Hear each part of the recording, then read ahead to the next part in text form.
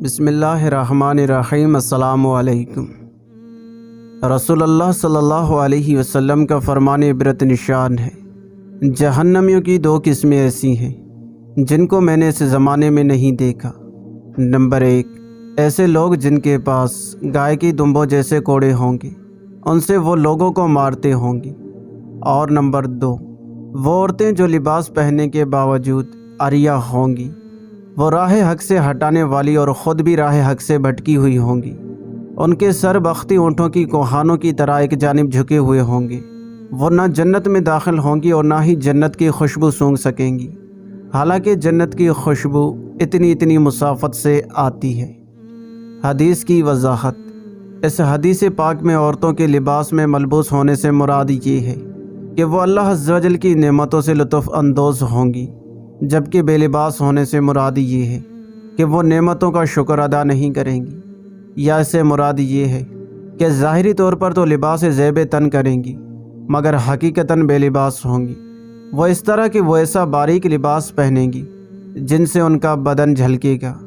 راہ حق سے بھٹکنے سے مراد اللہ عز و جل کی اطاعت سے روگردانی اور فرائض و واجبات کی ادائیگی اور ان کی حفاظت سے منہ پھیرنا ہے، اور راہ حق سے ہٹانے سے مراد یہ ہے کہ وہ دوسری عورتوں کو اپنے مذموم فعل کی طرف بلائیں گی، یا راہ حق سے ہٹنے سے مراد مٹک کر چلنا ہے، اور راہ حق سے ہٹانے سے مراد کندھوں کو جھٹک کر دوسروں کو اپنی طرف مائل کرنا ہے، یا پھر راہ حق سے ہٹنے سے مراد بازاری عورتوں کی طرح اپنے بال کنگھی سے سنوارنا ہے، اور راہ حق سے ہٹانے سے مراد بازاری عورتوں کی مثل دوسروں کے بال سنوارنا یعنی ہیئر اسٹائل بنانا ہے۔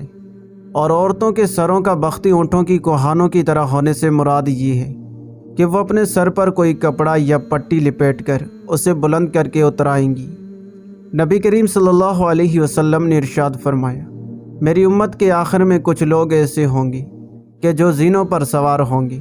ان کی مثال ان لوگوں کی طرح ہوگی جو خود تو مساجد کے دروازوں پر پڑاؤ ڈالے ہوں گے، لیکن ان کی عورتیں اتنا باریک لباس پہنی ہوں گی کہ بے لباس معلوم ہوں گی، لاغر وہ کمزور بختی اونٹوں کی کوہانوں کی طرح سروں کو اٹھائے ہوئے ہوں گی۔